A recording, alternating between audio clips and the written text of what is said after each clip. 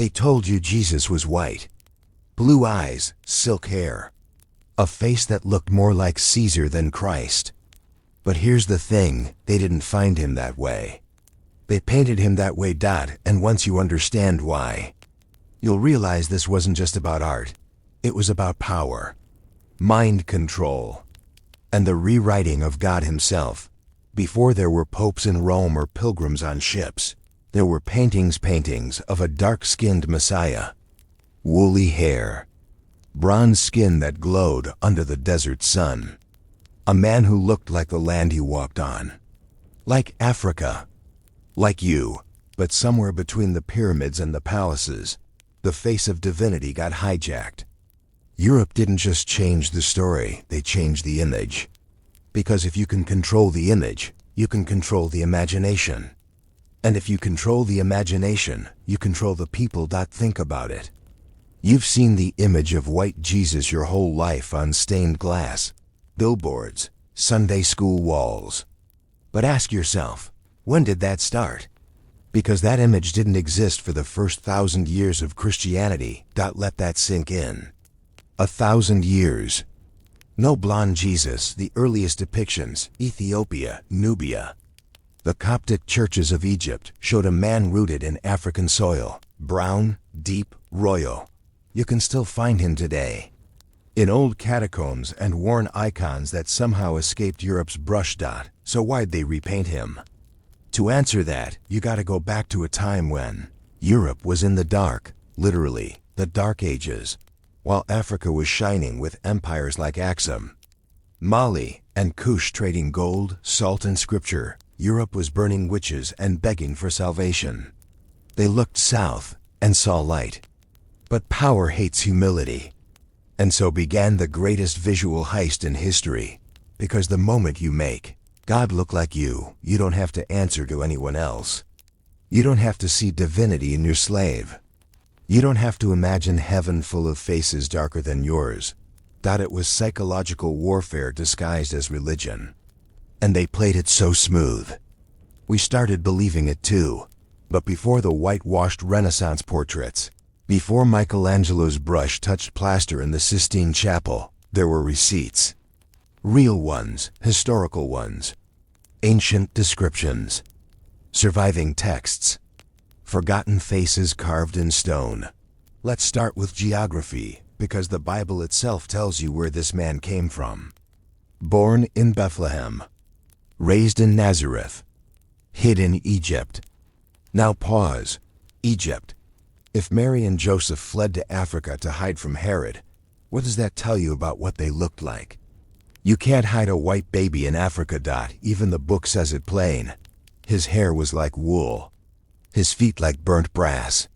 Revelation 1:14-15. Now I don't know about you, but wool and burnt brass don't sound like a man from Sweden. Early church fathers in North Africa origin. Tertullian, Augustine, they were all African men shaping what we now call Christianity. They spoke Coptic, Ge'ez, Greek, Latin. They lived under African suns. Their Christ didn't look like a Renaissance nobleman. He looked like family. But here's the betrayal. When Europe finally crawled out of its own chaos, it didn't just adopt the faith, it colonized it. They took the African gospel, the African Messiah, and gave him a makeover. Skin lightened, nose narrowed, hair straightened, eyes blue. And they sold it back to the world as salvation. It was propaganda so powerful, it didn't just change art, it changed identity. They replaced revelation with representation, and made sure every colonized mind bowed before an image that looked like its oppressor. See, this wasn't just about religion. This was about empire. Because once you convince a people that God doesn't look like them, you've already conquered their spirit. Chains come later. So when you walk into a church and see that pale face glowing behind the pulpit, ask yourself, who does this image serve? Who benefits when the Son of God looks like the Son of Europe? They call it faith, but history calls it fabrication. Because somewhere out there in the dust of Nubia, in the manuscripts of Ethiopia, in the murals of the early church, there's another face of Christ waiting to be remembered. The African Christ. The real one. The one they buried under centuries of white marble and gold leaf. And the deeper you dig, the clearer it becomes. This wasn't just a repaint. It was a replacement. But who exactly did it? Who decided to rewrite the face of God, and how far did they go to keep that secret? Asterisk, when you ask who repainted Jesus, the trail leads straight to the Renaissance, but the roots go deeper. Into the marriage of church and crown, brush and bloodline. See. After Rome collapsed, Christianity scattered. The faith spread south and east, Ethiopia, Nubia, Egypt, long before it ever dominated Europe. For centuries, the spiritual capital of the faith wasn't the Vatican. It was Africa. The world just forgot. But by the 1400s, Europe was waking up angry, jealous of the same Africa that once sheltered the Holy Family. And power needed a story to justify conquest. The story needed a face. So they gave God a European makeover.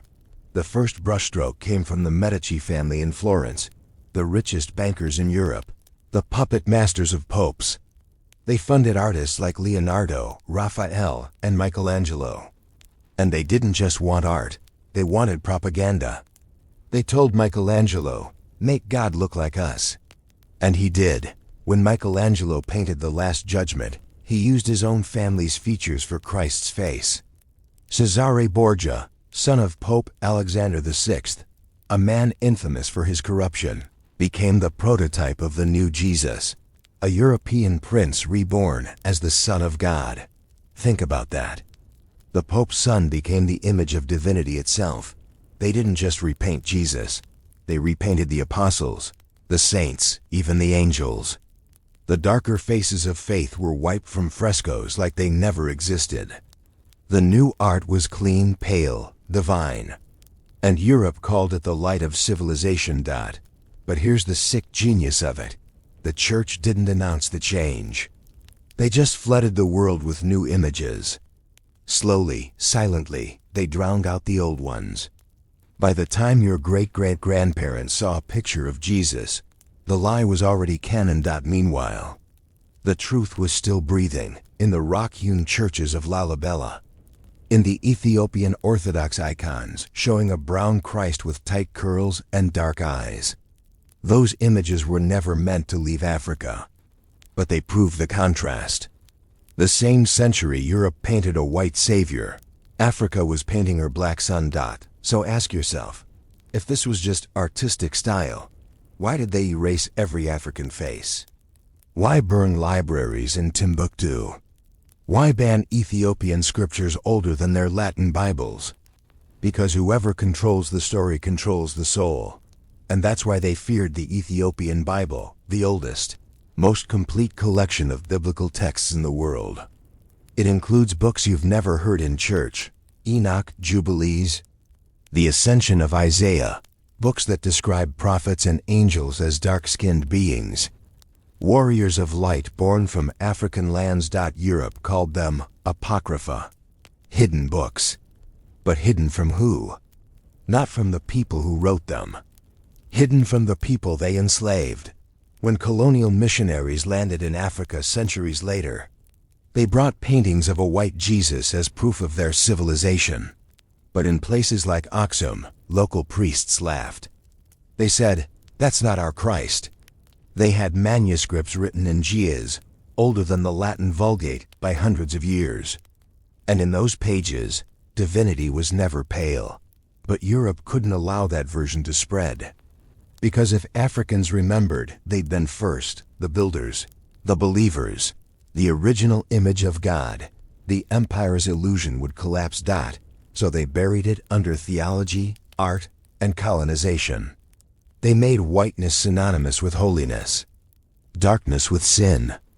And every image, from nativity scenes to cathedrals, reinforced the new hierarchy. That's the real hidden source. Not just in paint, but in policy. They rewired faith into a racial weapon. A masterpiece of control so subtle, most believers never question it. But cracks still show. In the catacombs beneath Rome, you'll find 2nd century frescoes of Christ and his disciples. Short hair, broad noses, dark complexions. In the British Museum, there's a 6th century Nubian mosaic showing the Archangel Michael with brown skin and an afro halo. Receipts, real ones.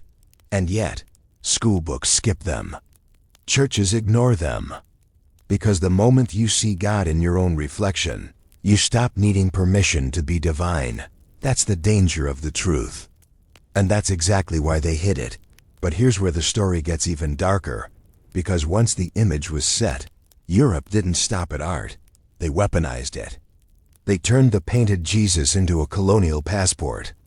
And that's how the cross became a flag dot. So the question is, when faith turns into empire, who's really being worshipped? Christ or Caesar with a halo? By the time Europe finished repainting Christ, they weren't just erasing faces, they were erasing memory. Whole libraries, whole bloodlines of truth went up in smoke. Remember those Ethiopian texts? They weren't missing, they were removed. The Book of Enoch, gone from the Western Bible. The Shepherd of Hermas, gone. The Book of Jubilees, gone. Every one of them carried African voices, African geography, African imagery of heaven and earth. And every one of them described God walking among people who looked nothing like a Florentine noble dot. You can trace the deletion like footprints. When Constantine called the Council of Nicaea in 325 CE, the bishops weren't debating faith, they were editing history. Dozens of African bishops sat in that room, yet the record books only name a handful.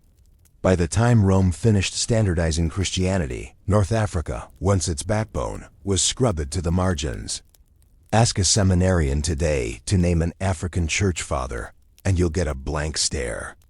They can quote Augustine, sure, but they'll never mention he was a Berber from Algeria. That's how whitewashing works, not just by changing color, but by changing context. You bleach the geography until Bethlehem feels like Belgium. You bleach the culture until Aramaic sounds like Latin. And you bleach the memory until nobody asks how Jesus could hide in Egypt without blending in. The art tells the story if you look closely. In the catacombs of Rome, 3rd century frescoes show Christ healing the sick brown skin. Tight curls, a nose carved like Africa. By the 12th century, those same scenes are repainted. Thinner lips, lighter skin, European robes. Each century, a shade lighter. Each empire, a step further from the truth. Then came the printing press, Europe's weapon of mass revision. Bibles poured out by the millions, each one illustrated with pale saints and angels that looked like the people selling them. And with every copy, the original image died a little more. By the time slave ships set sail, the lie was complete. A white god to bless black bondage. Missionaries carried that picture across the Atlantic, handing it to captives like a mirror that didn't reflect. They said, "Obey your masters like Jesus did." But the Jesus they showed wasn't from Nazareth, he was from Naples. The same empire that crucified Christ now used his counterfeit face to crucify a continent. Still, fragments of the real story survived, smuggled through time by the people Europe couldn't erase. Coptic icons in Alexandria showing the infant Christ dark as his mother. Murals in Nubian monasteries with apostles the color of the Nile. Even early, European travelers wrote it down. A 6th century historian, Nicephorus, described Christ of brown hue, resembling the people of the East. 1,000 years later, that sentence vanished from Latin editions. It's not conspiracy. It's curation. Museums decide what you see. Churches decide what you hear. Publishers decide what you read. Control the archives, and you control the ancestors. But here's the punchline. The closer archaeology gets to the source, the darker the story becomes. DNA from ancient Judean remains shows East African ancestry. Pigments on early icons test as rich brown, not ivory white. Even the soil of Galilee tells the tale. Hot sun, dark earth. People built for that climate. So ask yourself, if every new discovery points south, why do our Sunday school walls still point north? Because the truth threatens profit. A black Messiah unites the oppressed. A white one maintains the hierarchy. And that's the part they'll never preach. But the cracks are widening. Artists, scholars, everyday believers are digging the real images back up. Every recovered icon, every unearthed fresco is another receipt on the table. And the question grows louder.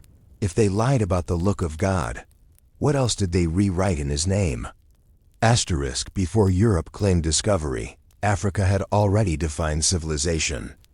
Every field, science, faith, architecture, medicine, Africa did it first, and did it well. So when they repainted Christ, they weren't just bleaching a man's face. They were trying to hide an entire world order where black brilliance was normal. Let's start with the land itself. The Bible begins in the Nile Valley, not Rome. Eden sat between the rivers of Cush and Gihon, both African. And the first nation mentioned by name in Scripture? Ethiopia, not England. Not France. Ethiopia. That's not coincidence.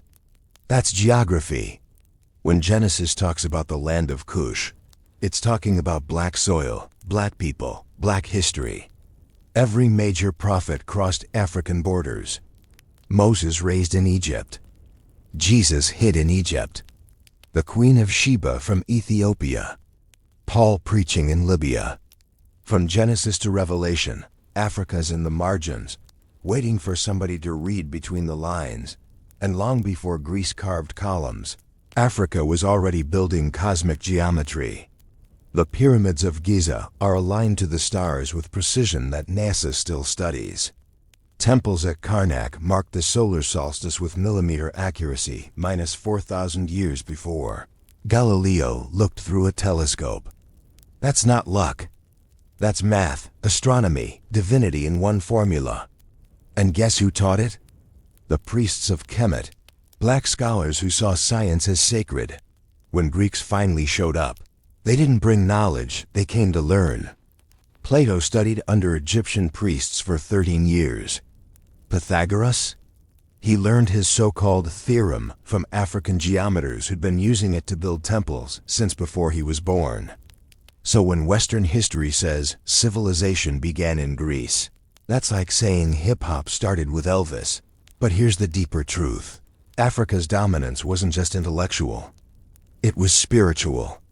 The earliest Christian centers were in Africa: Alexandria, Aksum, Carthage. Before Rome had a Vatican, Ethiopia had Lalibela, a city carved straight from stone.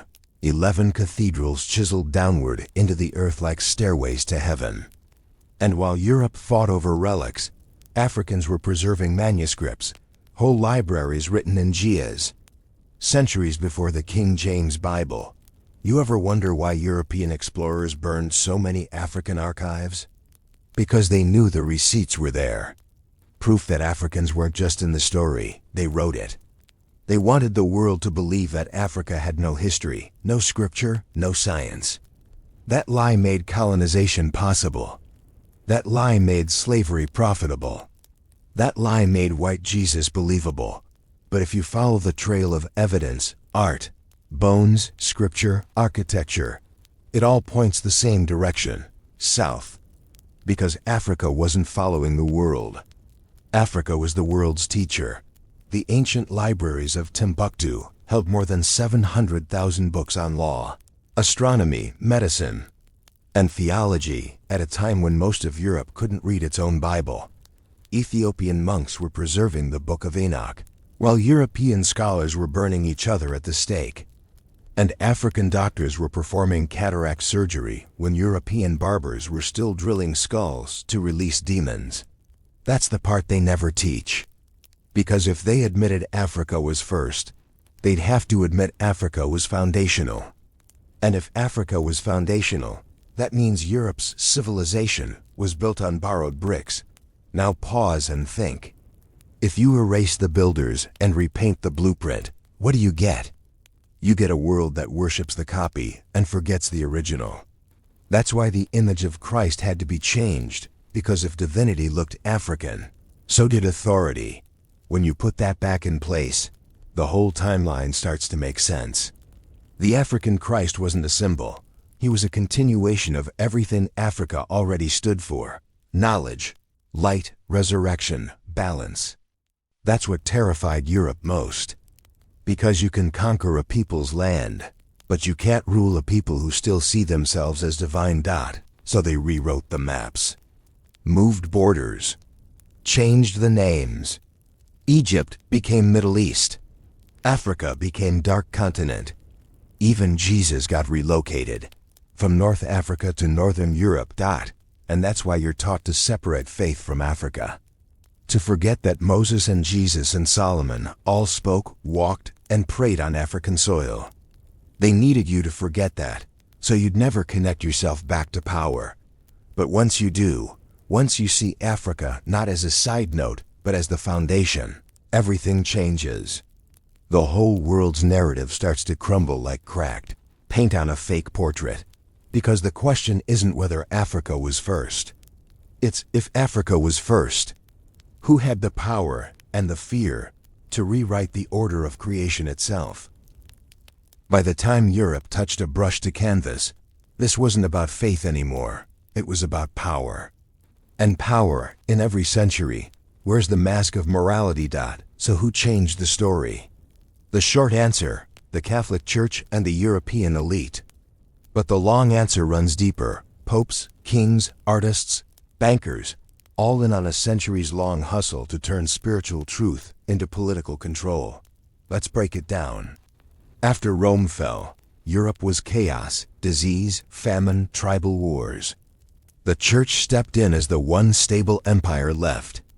To control the masses, they needed a symbol everyone would obey without question. So they remade the face of God into the face of the empire. That's the moment faith became a brand. Pope Alexander VI, the Borgia Pope, launched the campaign. He commissioned paintings of Christ, Mary, and the saints in his family's likeness. His son, Cesare Borgia, became the new model for Jesus. Blonde, fair-skinned, aristocratic, propaganda in human form. They plastered his image across cathedrals, coins, manuscripts. And once the Vatican blessed it, the rest of Europe copied it like scripture. The goal wasn't beauty, it was legitimacy. If God looked European, then so did divine authority. If salvation looked European, then everything else, Africa, Asia, the Americas, looked sinful, primitive, in need of saving. And just like that, religion became the perfect cover for empire.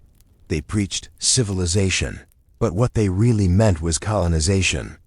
The Crusades, the Inquisition, the transatlantic slave trade, all baptized in the same whitewashed image of Christ. The sword and the cross worked hand in hand. Missionaries softened the ground. Armies took the land. They told you it was God's will. It was really Europe's business plan. Every step was psychological. Paint God white gives make whiteness holy, gives make blackness evil, gives justify domination.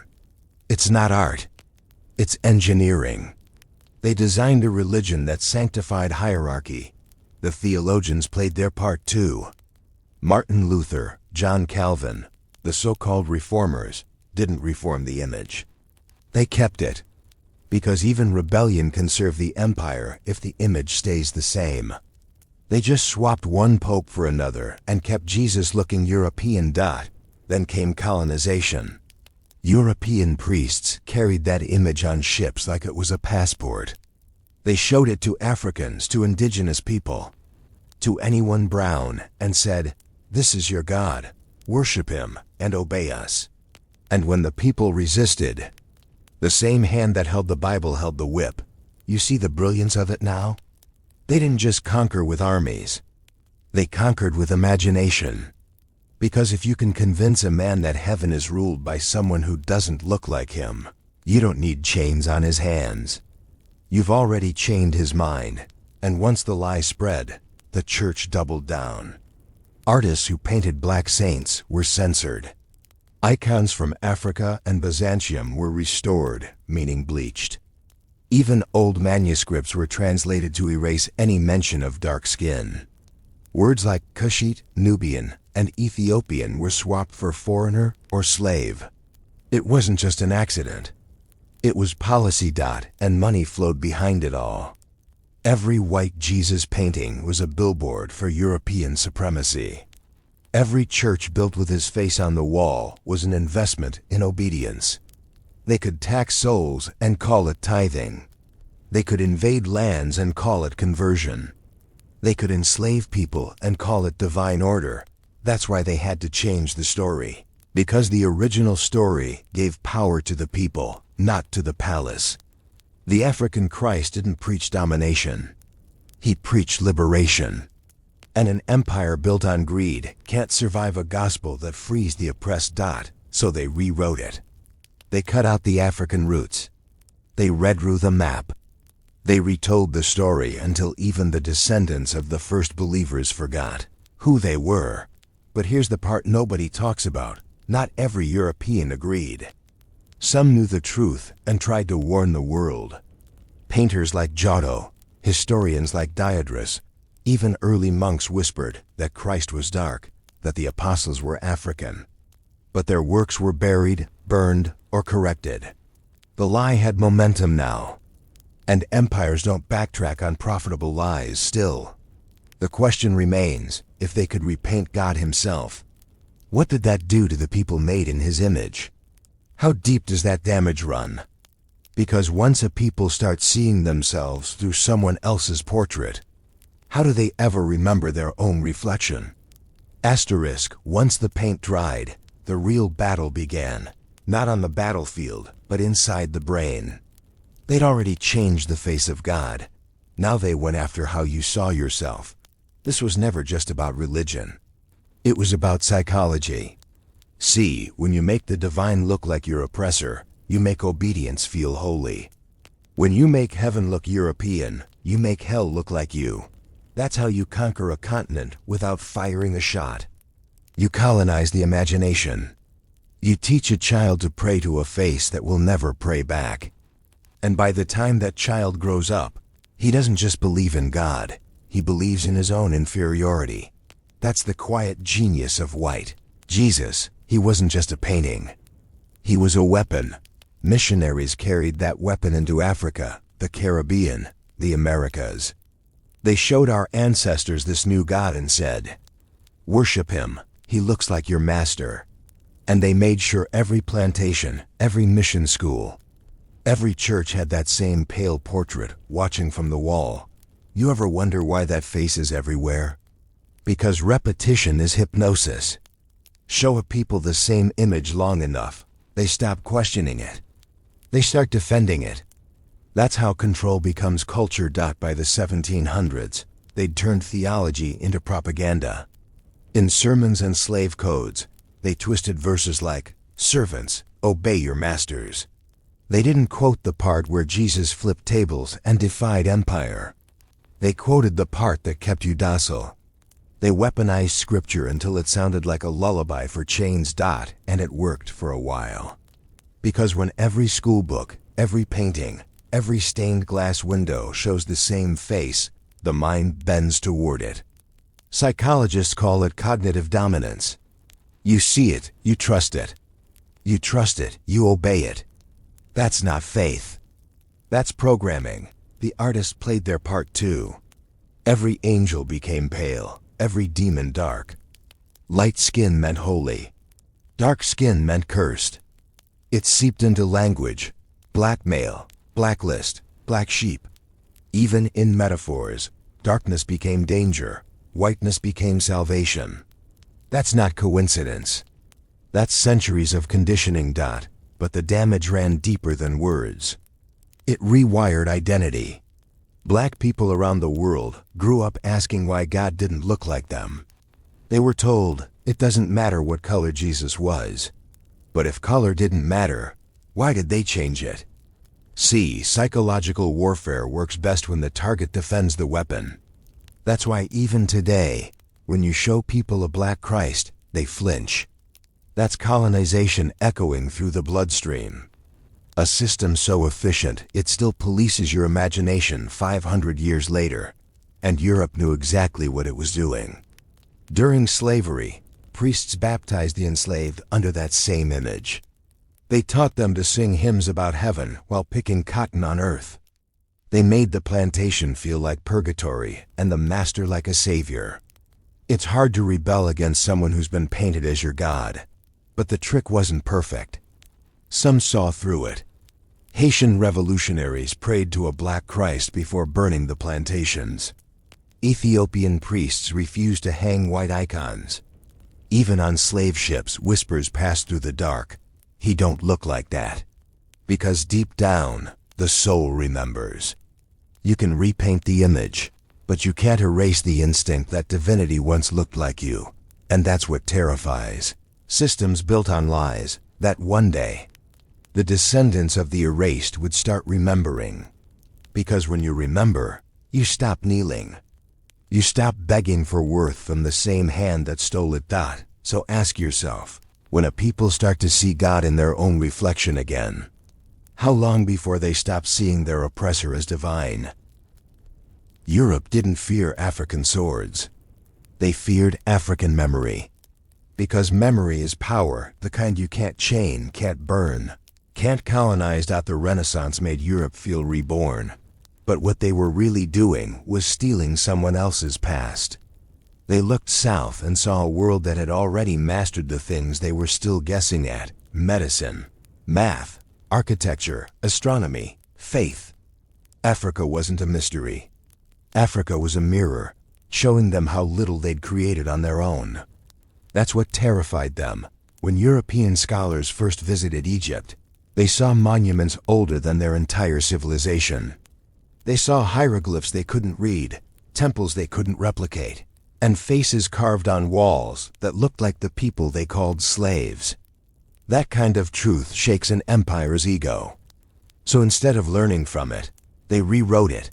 Napoleon's soldiers blew the noses off statues because those noses told too much truth. He ordered his artists to sketch what they saw, but Europeanize it. He couldn't stomach the idea that Africa had built wonders before Europe knew soap. So they stripped the melanin from history and called it discovery. By the 1800s, they had a new fear: literacy. When the enslaved learned to read, the lie cracked. Because once you could read the text yourself, you'd see where it began, in Africa. That's why slave owners banned education. That's why they killed anyone caught reading. They weren't afraid of rebellion. They were afraid of remembrance. And it wasn't just the Bible. It was everything. Medical texts stolen from Egypt. Mathematical systems lifted from Timbuktu. Even the compass, the tool that guided European exploration, was born from African navigation. Without those dark continents, Europe stays in the dark. So they hid the sources and changed the names. Kemet became Egypt. Kush became Nubia. They carved up Africa on paper, renamed its people, and rewrote its history as if it started the day they arrived. The colonizers' greatest weapon wasn't the musket. It was the map. And through all of it, the church gave cover. Because you can't justify stealing from a people you see as divine. So you strip their divinity first. You turn their prophets into pagans, their saints into slaves, their gods into demons. Then, when they fight back, you call it savage resistance. It's psychological chess. Convince the world that Africa never had light, then position yourself as its savior. That's how civilization becomes code for control. But deep in Europe's archives, truth leaks through. Letters from Greek philosophers admitting they studied under dark priests in Egypt. Travel logs describing black kings of great wisdom. Even church documents quietly acknowledging that early icons of Christ were too dark for the faithful. Translation: too true for the illusion. And that illusion became Europe's most fragile possession. Because the moment the world accepts that Africa was first, Europe loses the right to call itself advanced. It loses the right to lead, to judge, to rule. That's the nightmare. Not black anger, but black awareness. Because awareness spreads. It wakes up artists, scholars, children, and suddenly the mask slips. Suddenly, the myth of white superiority collapses under its own weight. That's why they built museums instead of returning artifacts. That's why they keep Egyptian mummies in glass coffins, trophies of a history they can't destroy.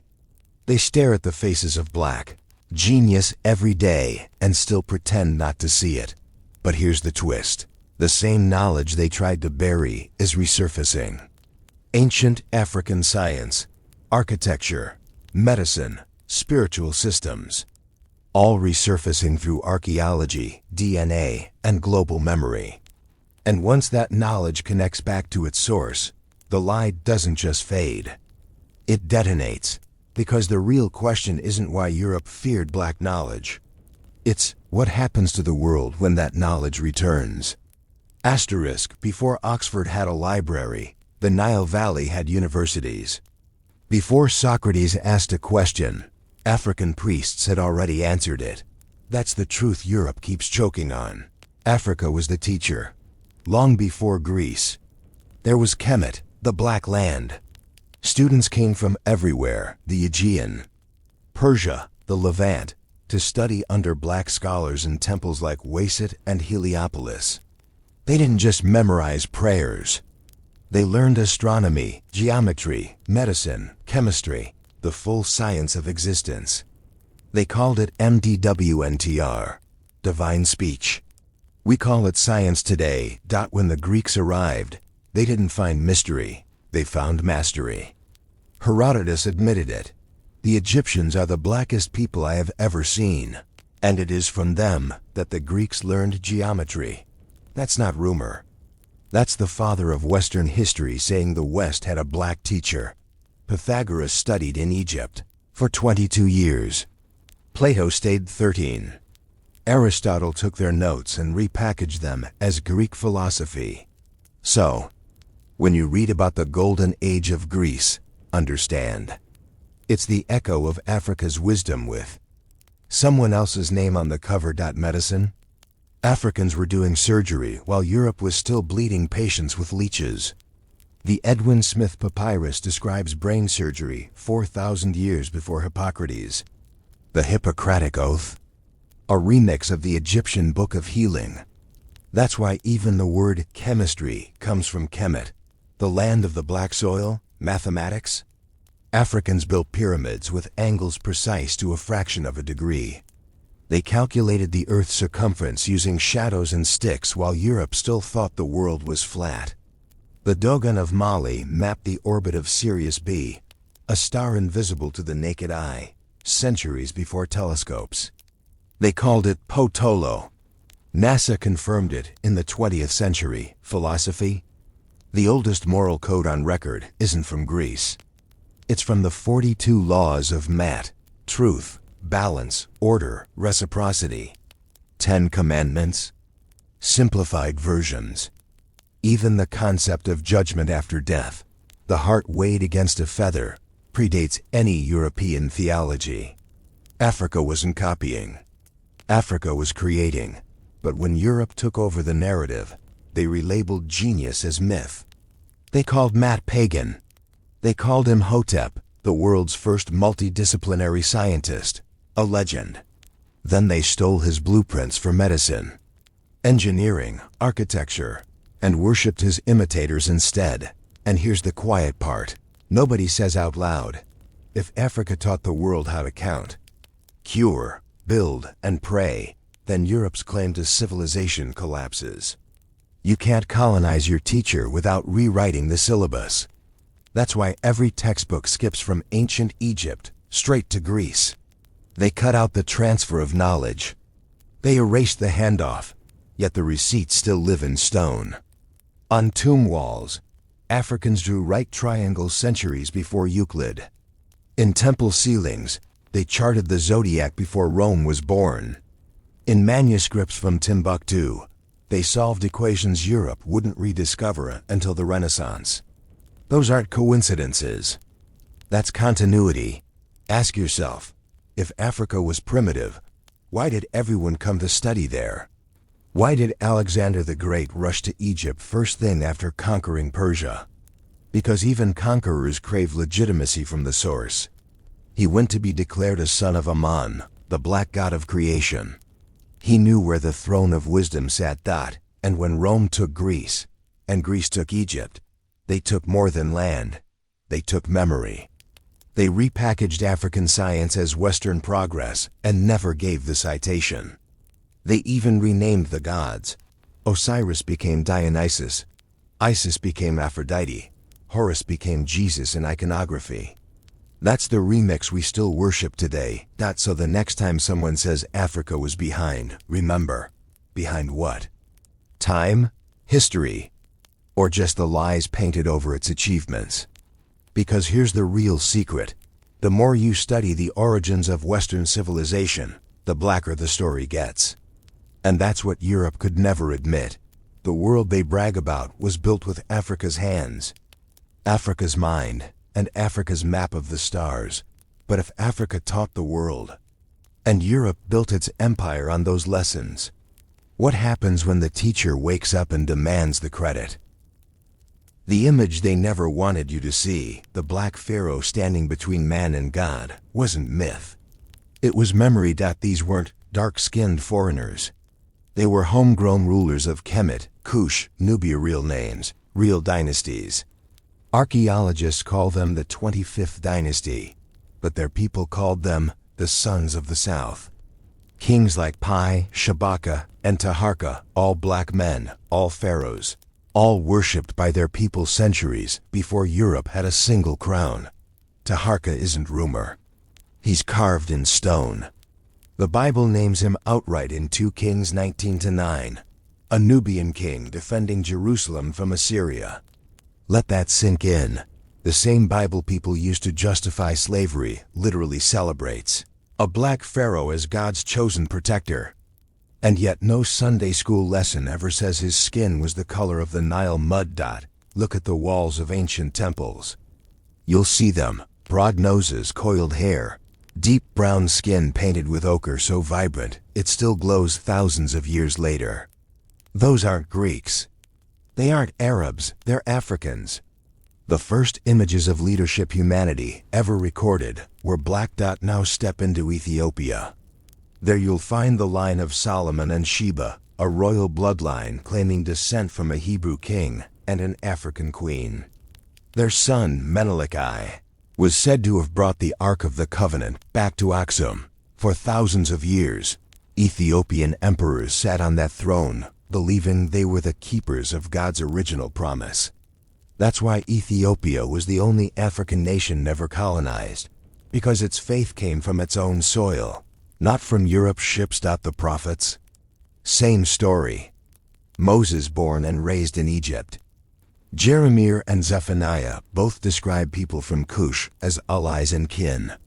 In Acts 8, an Ethiopian official becomes one of the first baptized Christians, long before Rome converted. The earliest followers of Jesus weren't blonde fishermen. They were Afro-Asiatic men from lands between Sudan and Palestine. That's the geography textbooks blur. They draw a clean line between Middle East and Africa, as if the Red Sea is a wall instead of a road. But in ancient times, that water was a highway. People moved freely. Faith flowed both directions. That's why early icons from Egypt, Nubia, and Aksum show Christ and Mary with brown faces, coiled hair, wide noses. That's not symbolic. That's witness testimony in pigment. Even the earliest European depictions admit it. In the Roman catacombs of Priscilla, 2nd century frescoes show a dark-skinned Mary nursing the infant Christ. In the Church of Santa Maria Antiqua, Christ's apostles are painted in shades of bronze and black. The later white Jesus doesn't appear until the 1400s, 1,000 years after the fact. So why erase them? Because these images proved something empire couldn't tolerate, that divine authority had a black face long before Europe had a Bible. If the prophets were African, the church's hierarchy collapses. If the pharaohs served God, Europe loses the right to claim monopoly on truth. That's why, during colonialism, European archaeologists reclassified Nubian monuments as minor Egyptian. They took African statues, called them mixed race, and tucked them in back rooms of museums. Because a black pharaoh ruins the myth of white supremacy faster than any sermon. But you can't hide stone forever. DNA studies now confirm what the art already said. Ancient Egyptians were indigenous Africans, not pale invaders. Their mummies share genetic links with people from modern Sudan and the Horn of Africa. Even the crowns they wore, the uraeus serpent, the double plume, show continuity with West and Central African symbolism today. Everything connects. From the pyramids to the prophets to the pews, the thread stays the same. Black hands shaping the sacred. And once you see that, the whitewashed portraits hanging in churches look less like devotion and more like theft. Because if pharaohs were black and prophets were black, what does that make the Messiah they followed? And why did Europe spend 5 centuries making sure you'd never ask that question? Asterisk, when Europe fell into the Dark Ages, Africa sent the light back. They called them Moors, black scholars, warriors, architects from north and west, Africa who crossed into Spain and changed the world. From 711 to 1492, the Moors ruled southern Europe for almost 8 centuries. 800 years of science, medicine, art, and architecture that turned backward Europe into a continent of cities again. They didn't invade to destroy. They built. Libraries in Cordoba and Granada held hundreds of thousands of books when London had barely a dozen. They paved streets, built aqueducts, introduced algebra, irrigation, and streetlights. Europe called it the Dark Ages. Dark for who? The Moors brought the very things Europe now brags about. Universities, hospitals, public baths, schools for women. They taught hygiene to people who thought bathing was sin. They taught astronomy to priests who still thought stars were angels' candles. They taught architecture that still defines Europe's beauty today. The arches of Spain, the tiles of Portugal, the gardens of Seville, all Moorish fingerprints. And they didn't just build cities. They built mines. They translated Greek and Egyptian manuscripts that Europe had forgotten, preserved them, then handed them back centuries later. That's how the Renaissance began. Europe's rebirth was Africa's memory being returned. Names like Pharaohs, Avicenna, and Al-Zarawi, all African Moors, became the backbone of modern science and medicine. Al-Zarawi's surgical instruments are still recognizable today. Pharaohs wrote the commentaries on Aristotle that sparked European philosophy. They were black, Muslim, multilingual, and centuries ahead of their time. But here's the irony.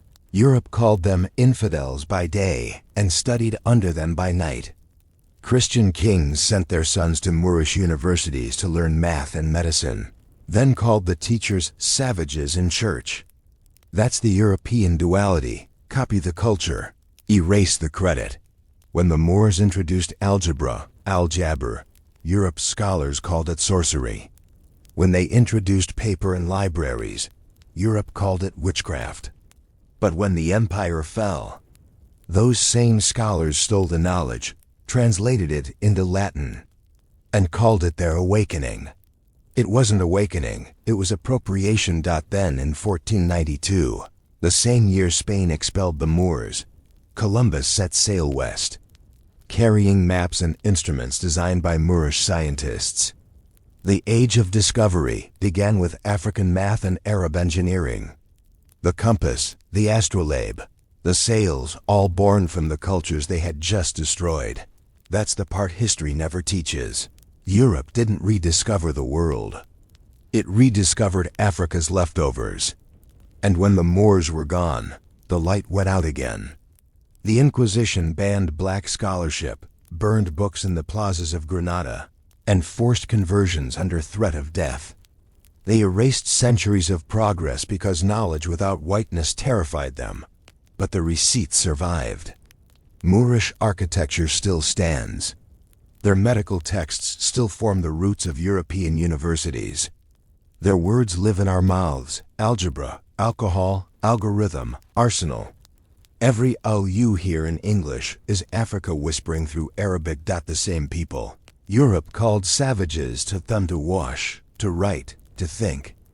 And once you understand that, Europe's arrogance looks less like pride and more like performance. Because when your civilization's foundation was built by the very people you enslaved, you have to lie to keep your throne standing. So they buried the Moors under centuries of silence. They painted them lighter in textbooks. They called them Arabs, Berbers, Mediterraneans, anything but black, because the truth was too dangerous. The same Africa they tried to erase had once ruled Europe.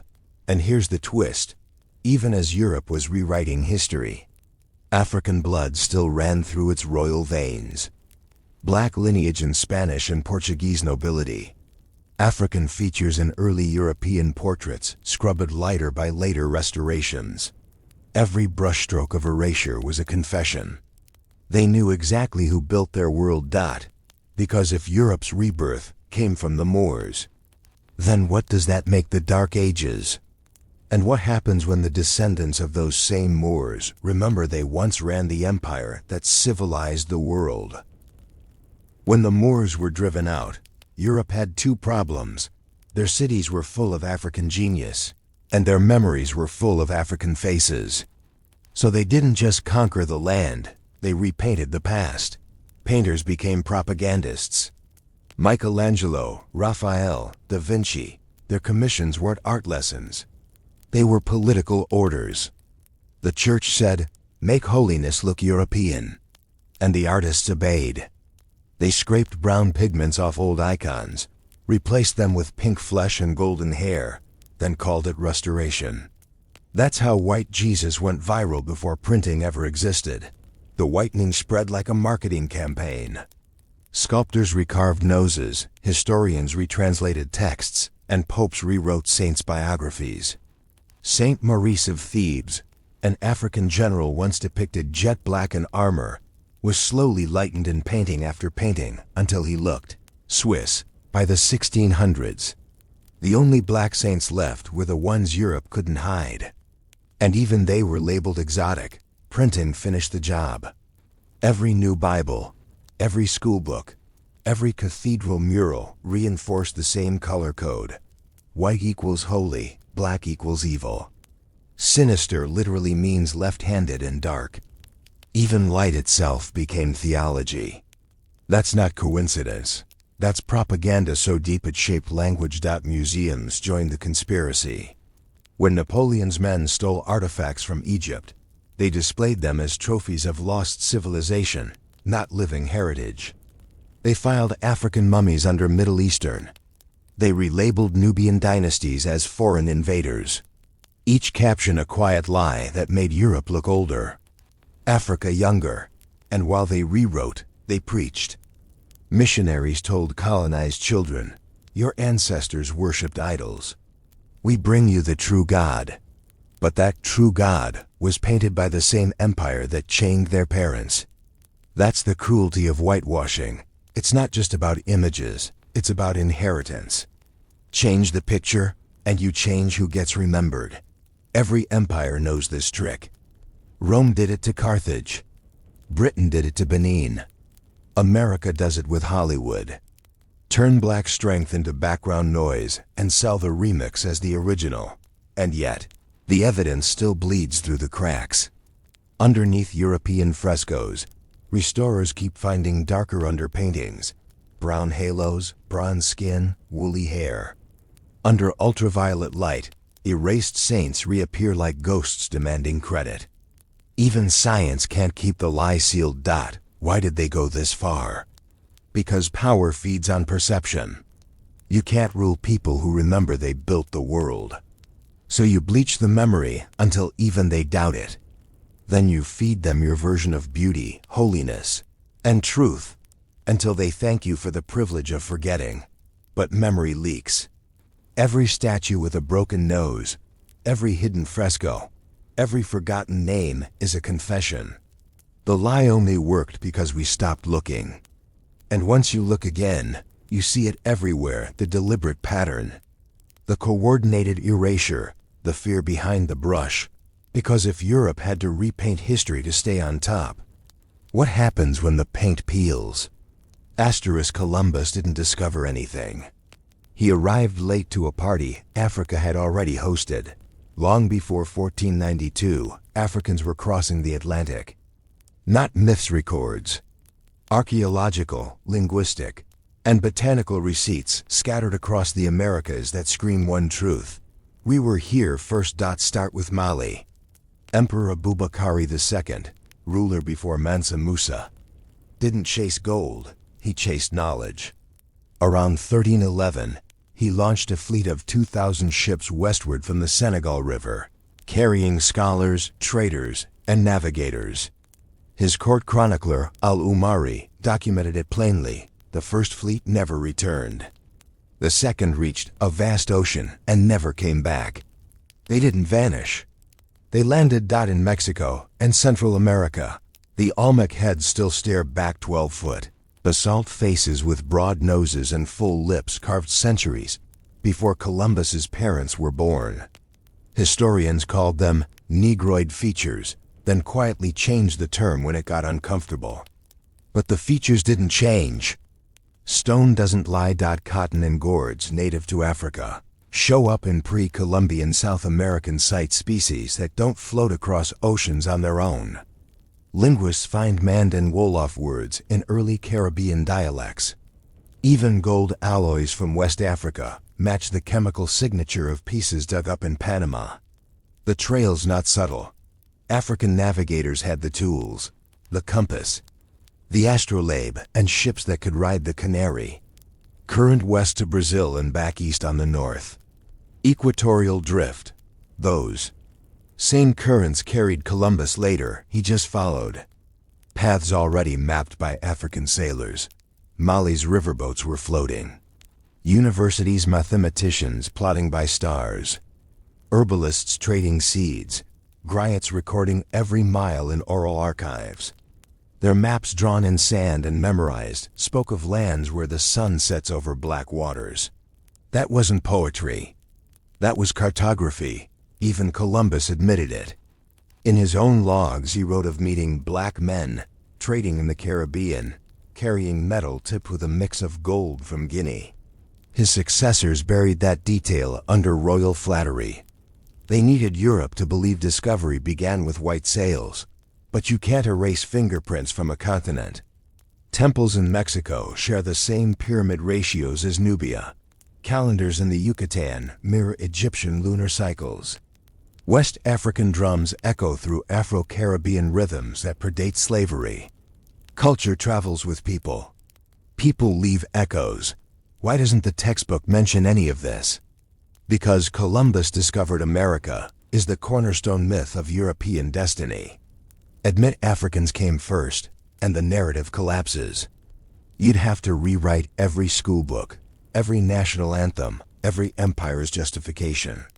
You'd have to admit that the same people Europe enslaved had already circled the globe, centuries earlier. That's why every time evidence surfaces bones, carvings, oral histories, it gets labeled controversial instead of investigated.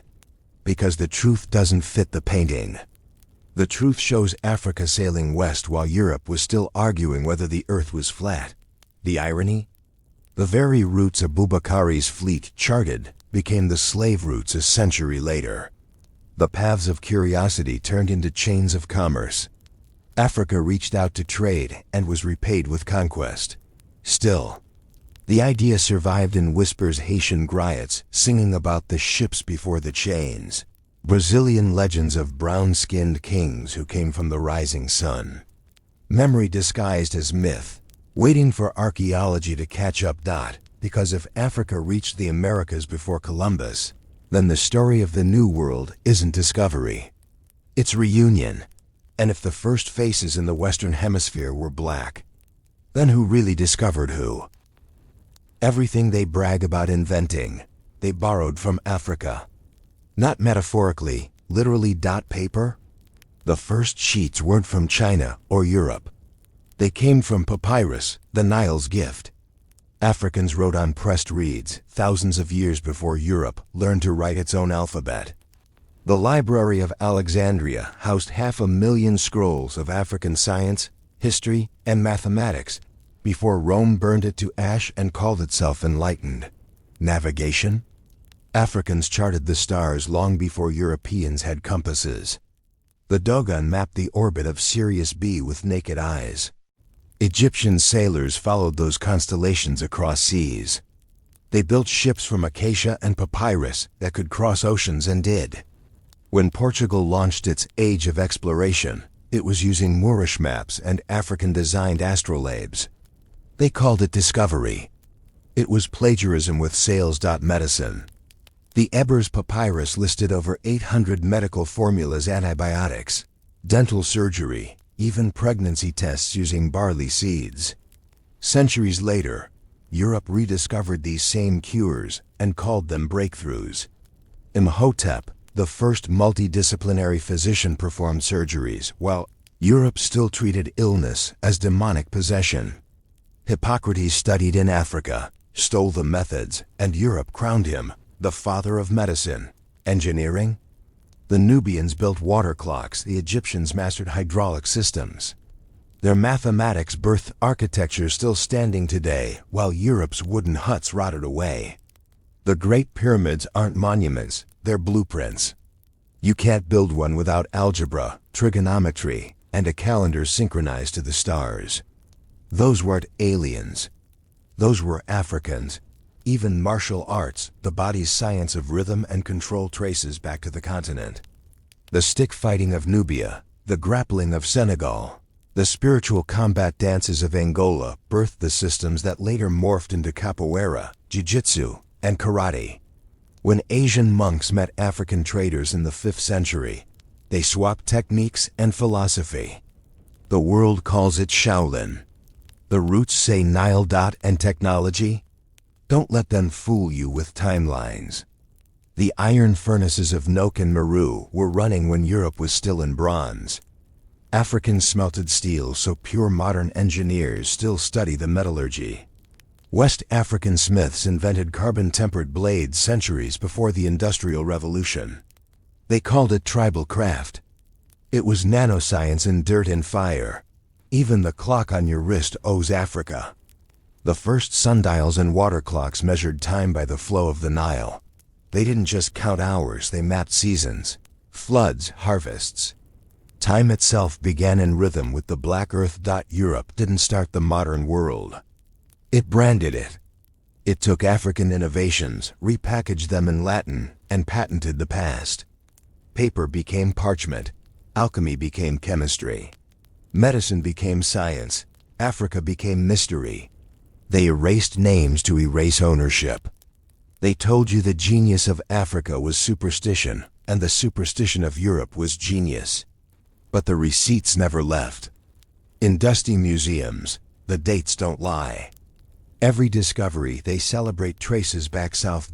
So ask yourself, if Africa created the tools that built the modern world, why was Africa written out of it? Because empire needs you to believe you came from nothing. Because if you know you built the world, you might build it again. But here's the truth they can't bury. The same people they enslaved invented the compass that guided their ships, the paper that signed their charters, the medicine that healed their explorers. The oppressor's survival depended on the genius of the oppressed. And once that realization spreads, once you see every European miracle as an African memory, the question isn't what was stolen anymore. It's what happens when we start reclaiming it. Asterisk, here's what they'll never say in church. The oldest Bible on earth isn't in Rome, it's in Ethiopia. Centuries before the King James Version. Before Latin translations. Before Europe even called itself Christian. The Ethiopian Orthodox Church was preserving texts that the Western world would later erase. The Garima Gospels, written around 500 CE, are the earliest illuminated Christian manuscripts still bound in their original covers. Their pages don't show a white Messiah, they show brown faces. woolly hair, robes the color of African earth. The Ethiopian Bible holds 81 books, 14 more than the Western canon. Those missing books describe angels, prophets, and visions rooted in African lands and lineages.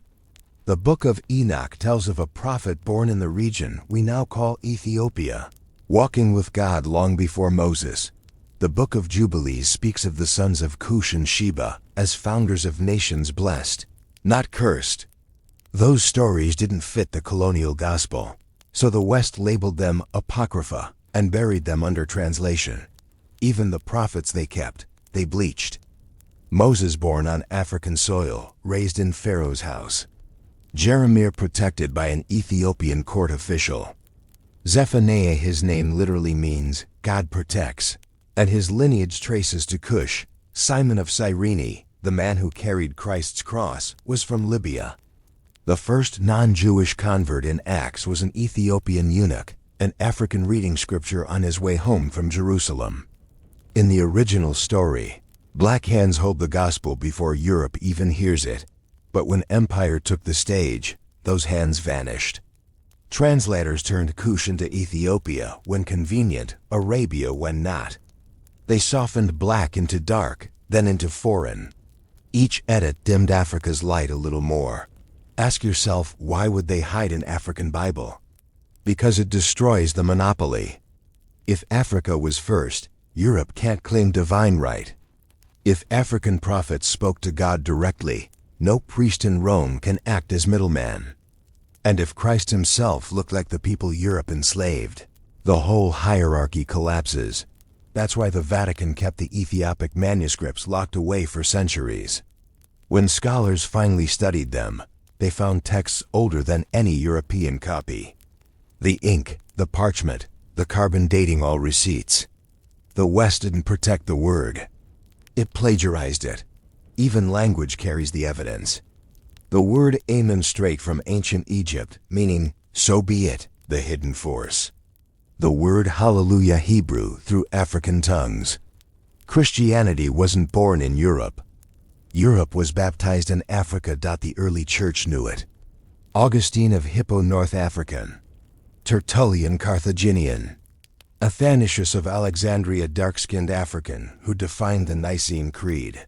Yet today, they're drawn in textbooks with pale skin and Roman robes.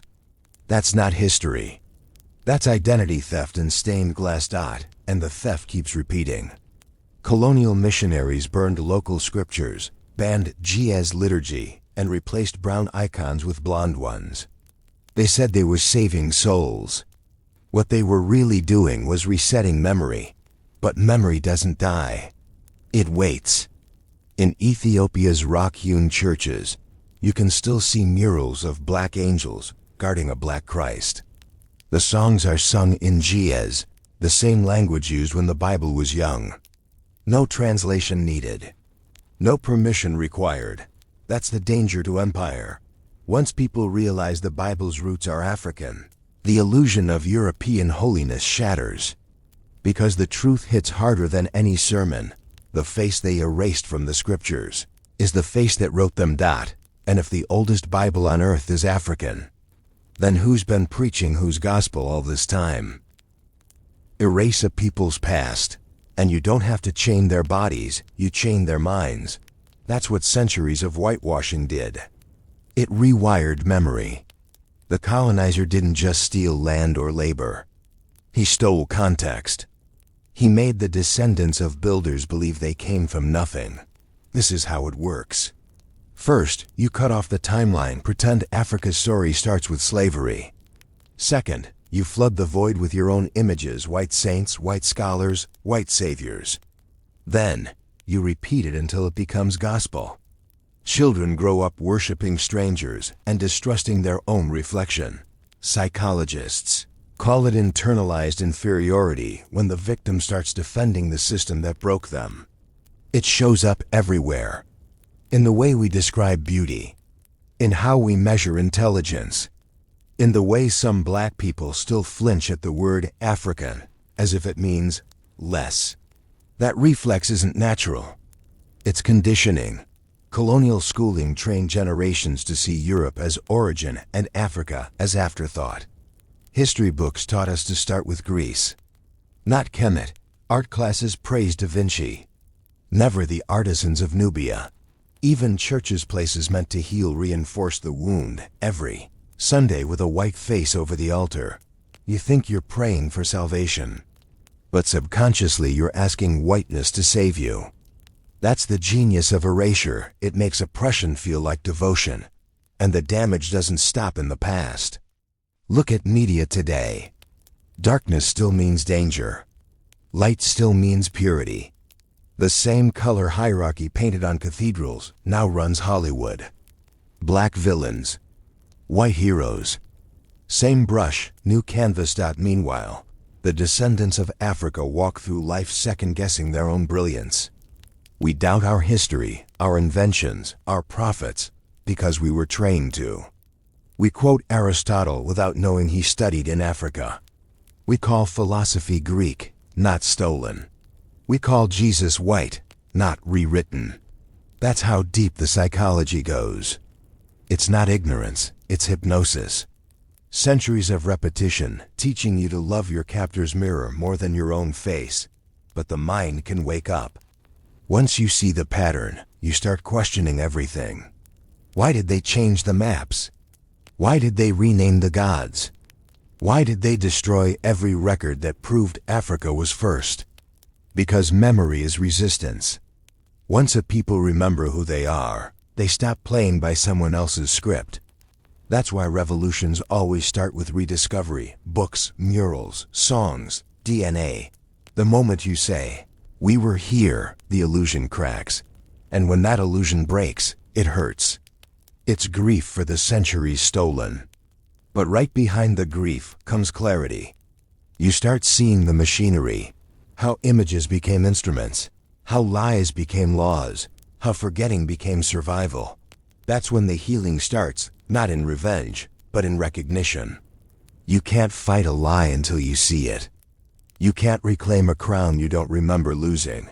And that's the psychological war still being fought. It's not about proving Africa was first. It's about undoing what forgetting did to our sense of self. Because when you forget you built the world, you settle for just living in it.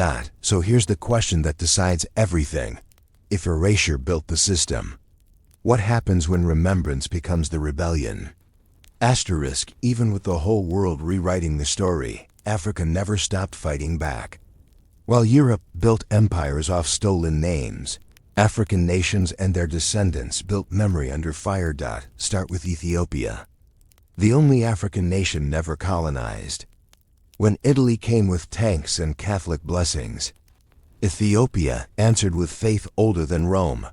Emperor Menelik II armed farmers with spears and strategy, defeating the Italians at Adwa in 1896. That victory cracked the illusion of European invincibility. A black army beat a white empire, and the world couldn't explain it without lying. Then Benin, a city of art and engineering Europe called impossible. Streets mapped in perfect grids. Bronze sculptures so advanced that when the British looted them in 1897, they claimed Africans couldn't have made them. Those bronzes still sit in London and Berlin as trophies. Every time someone walks past them, history whispers, "You stole this from people you said had no civilization." Mali-home to Timbuktu. Sankar, Gingerbread universities with thousands of students studying astronomy, medicine, and law when Oxford was a swamp. Mansa Musa's empire stretched across the Sahara, built on trade, not slavery. He gave away so much gold in Cairo that it crashed Egypt's economy for years. A West African king single-handedly shifted global finance, and Europe still teaches that Africa was poor. And when enslaved Africans were dragged across the Atlantic, they didn't forget. They reignited the fight on new soil. Haiti, 1791. Enslaved people led by Toussaint Louverture and Jean-Jacques Dessalines rose up, invoked a black god, and defeated Napoleon's army. The first free black republic in the world. The only successful slave revolt in history. France called it chaos. It was correction. Europe never forgave Haiti for proving that black liberation could win. They isolated it, taxed it, punished it, because if freedom spread, every plantation would burn. But Haiti's victory sent shockwaves to America, Brazil, the Caribbean. It said, the image you worship isn't the only one with power. Resistance wasn't always war. Sometimes it was survival disguised as adaptation. In the Americas, Africans hid their gods inside Catholic saints. Yoruba became Santeria, Vodun, Candomblé. They prayed in code, drummed in code, remembered in rhythm. The colonizer thought he'd erased Africa. Africa was just singing under another name. Everywhere the empire went, resistance followed. Maroon villages in Jamaica, quilombos in Brazil, revolts on ships mid-ocean. Each one proof that the mind never fully surrendered. Even when bodies were chained, the idea of freedom stayed fluent. And when the colonizers' children grew up believing the lie, the truth still bled through. You see it in the blues, jazz, gospel songs of grief that turned into maps back to self. You see it in art that reclaims the lost faces. In science that traces DNA from Carolina to the Congo. The blood remembers what the books forgot. Europe's fear wasn't rebellion. It was recognition. Because every victory from Ottawa to Haiti reminded the world that the so-called inferior race could outthink, outfight, and outlast empire.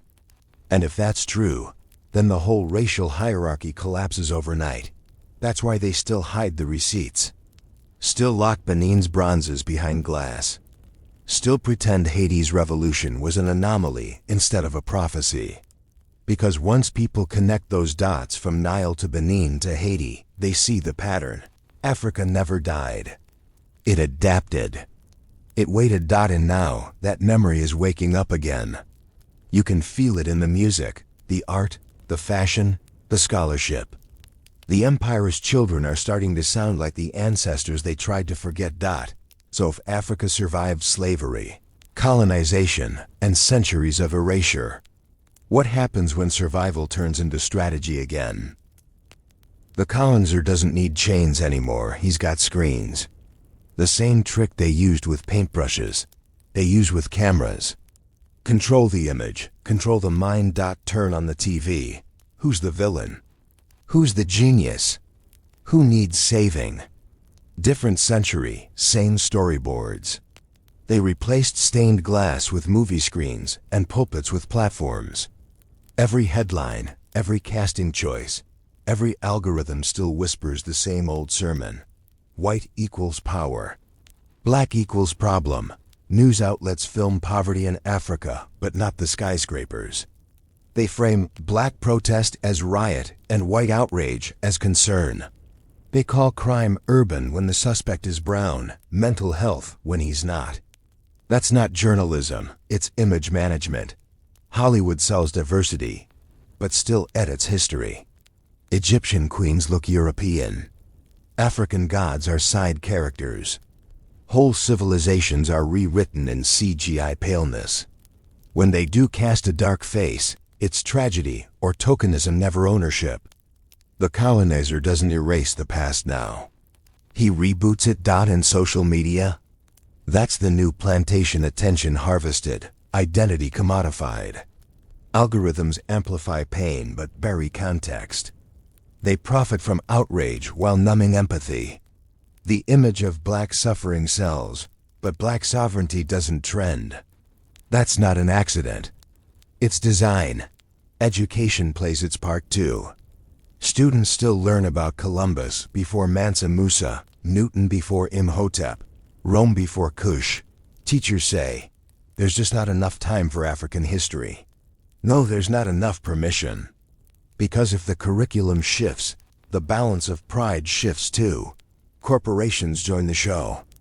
They borrow African rhythm, language, and aesthetics to sell sneakers and soda, then go silent when those same communities demand justice. They love the culture, not the credit. That's cultural extraction, a new form of colonization with better lighting. Even the church hasn't escaped. The white Jesus still hangs in most sanctuaries like a brand logo. Preachers call him universal, but won't repaint him accurate. Because once you change the face, you change the power dynamic in the pews. And some people's faith depends on never having to bow to a God who looks like the people they oppress. But the spell is breaking. Black filmmakers are resurrecting ancient kingdoms on screen. Musicians chant in ancestral tongues again. DNA kits are reconnecting families scattered by the slave trade. The internet, for all its traps, is also the leak in the dam. Hidden histories are going viral faster than lies can be patched. That's what terrifies the system, the decentralization of truth. You can't burn digital scrolls. You can't colonize memory once it's downloaded into millions of minds. The more people see Africa as origin instead of afterthought, the weaker the old narratives get.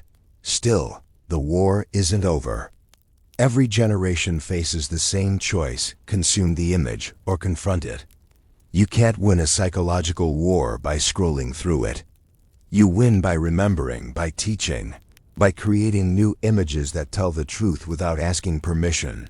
Because the modern chains don't clang. They flash. They entertain you while they program you. They sell you your own reflection edited for comfort. And the moment you realize that, you start seeing through everything: advertisements, textbooks, sermons. You stop asking for representation and start demanding restitution. So here's the test.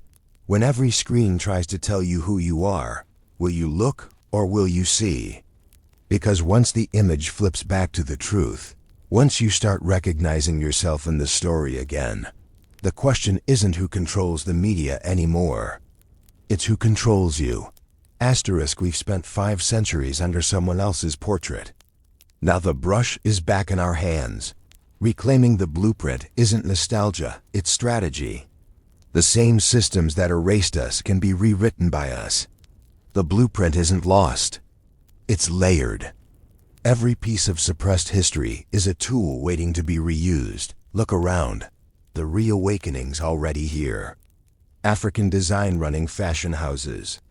Afrobeat reshaping pop music. Diaspora artists building empires online without asking for approval. Black scholars rewriting syllabuses, filmmakers recasting ancient worlds in our image. That's not trend. That's restoration. And it starts small: language, food, ritual, names. Every word spoken in Yoruba or Swahili. Every drum rhythm kept alive. Every meal seasoned like memory, its resistance in real time. The colonizer turned culture into costume. We're turning it back into compass. Reclaiming isn't about proving worth to anyone. It's about remembering we never lost it. When you learn that math, medicine, and scripture all trace back to the continent, pride stops being decoration, it becomes direction. You start building with intent again. Economically, it means ownership. Owning media techland. Circulating wealth inside communities the same way knowledge once flowed along the Nile. Spiritually, it means unlearning the shame attached to blackness, seeing it as source, not sin. Politically, it means writing laws that reflect memory instead of trauma, because the blueprint is more than history, it's infrastructure. The way the ancients built cities aligned with stars, we can build systems aligned with truth. Africa's genius was never just pyramids. It was order. Balance between body, spirit, and environment. That same logic can rebuild education, justice, health. And here's the shift. For the first time since the Renaissance, the story's not controlled by the old gatekeepers. Independent filmmakers, podcasters, historians, people with laptops instead of lobbies, are teaching what universities ignored. Information is free, and so is imagination.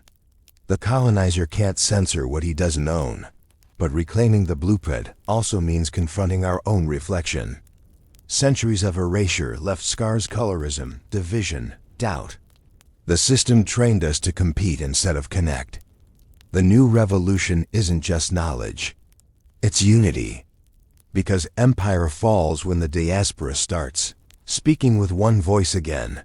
That's what terrifies them most, that Harlem and Lagos, Kingston and Johannesburg, Bahia and Accra might realize they're the same rhythm, the same root.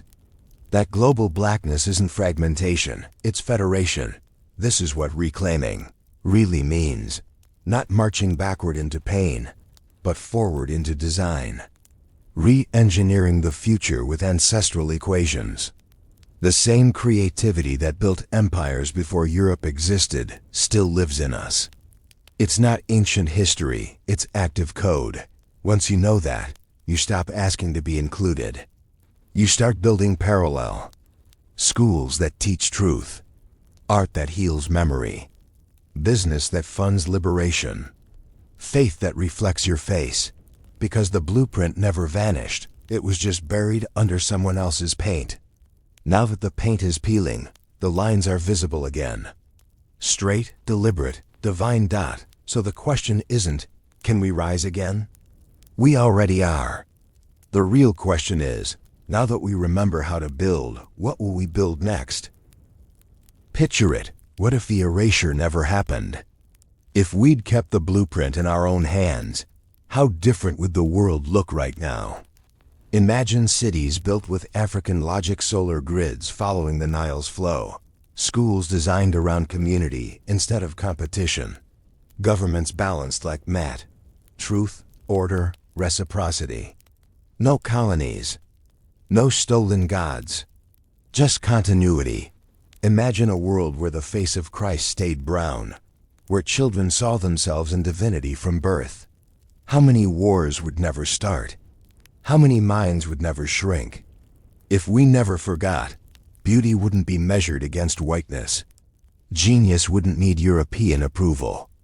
The word civilized would sound redundant because we never stopped being so. Technology would still follow nature, not profit. Medicine would still honor spirit. The body wouldn't be a market. Land wouldn't be collateral. Africa's wealth would feed Africans first. Instead of extracting, we'd exchange. Instead of conquering, we'd connect. That's not fantasy, it's restoration of perspective. Because the bones of that world still exist. In the griots keeping oral libraries alive. In the women running markets that predate capitalism.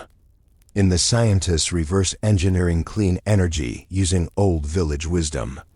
Everywhere, the memory is whispering, you already knew how to do this. And if we never forgot, maybe faith would feel less like submission and more like reflection. We'd see God as family, not master. We'd pray in our own rhythm, build temples out of our own hands, and never bow to a portrait that denies us. But we did forget forced to. And that forgetting built the modern world. Yet even in that amnesia, pieces of truth survived. You can't kill a root that deep. It grows through concrete, through empire, through lies. The vision now isn't utopia, it's reunion. Reconnecting what was divided. Science with soul. History with heart. Africa with her children. Imagine a generation that learns the real map from the start. Egypt to Mali to Haiti to Harlem, no gaps, no disclaimers. Imagine what that confidence looks like when it matures. That's the power of memory. It doesn't just heal. It designs. The moment we stop asking permission to remember, we start predicting the future again. That's what our ancestors did. They calculated centuries ahead. The pyramids weren't tombs. They were time capsules, proof that knowledge could outlive its keepers. If we never forgot, we'd already be living that prophecy. But maybe forgetting was part of the cycle to make remembering hit harder, to make rebirth undeniable. Because every time the truth resurfaces, it spreads faster, stronger, louder. It finds new mediums, drums, books, films, networks, and refuses to die again. So imagine if we never forgot. Then look around, maybe we finally stopped forgetting. Because the world we're rebuilding now looks a lot like the one they tried to erase. And if this is what happens just from remembering, what happens when we start believing again? Asterisk, it always comes back to the mirror. For 500 years they told us the reflection was wrong. Now we're looking again, and the glass is cracking. The awakening isn't a march. It's a realization that every empire built on lies eventually runs out of breath. That the truth buried under marble and paint still breathes through us. You can feel it. In the music, in the slang, in the fashion, in the research. Every beat, every discovery, every reclamation is a pulse from the ancestors saying, we're still here. Because we never died, we were disguised. The final awakening starts when you stop waiting for validation. When you realize that knowing who you are is power enough. When you understand that Black history isn't a month, it's the world's foundation. We don't need to beg for inclusion in their story. They're the footnotes in ours. The truth hits hardest because it's simple. Before there were kings in Europe, there were Black pharaohs running nations. Before Columbus touched a ship, African navigators mapped the oceans. Before Michelangelo picked up a brush, Africans painted God in their own image. They didn't steal scraps, they stole the script. And we're the generation rewriting it. The awakening isn't revenge. It's remembrance. To remember is to remember, to put the body of truth back together. Every time we speak the real names, teach the real dates, show the real faces, we're resurrecting what they buried. That's not rebellion. That's resurrection. And the beauty? They can't stop it. Technology made memory global. Every hidden image, every banned text, every buried artifact, it's coming back online. The gatekeepers can't close all the doors. The ancestors finally have VOBI-FI. So now the question isn't what did they hide? It's what will we do with it? Because truth without action is just trivia. And this truth demands rebuilding. Faith without white faces. Education without erasure. Economics without exploitation. Beauty without apology. That's the real revolution, not guns, not riots. Remembrance. A people who know their origin can't be owned. So when they ask, why does it matter what color Jesus was? Tell them, because the lie was never about skin. It was about power. And now that we've seen through it, power returns to its source. The story ends where it began, in Africa. Where God was first drawn in brown. Where the first word was spoken. Where light rose long before Europe called it dawn. They repainted Jesus. We repainted the world. Now, look in the mirror. That's the face they tried to erase. That's the truth they couldn't kill. And that's the beginning again.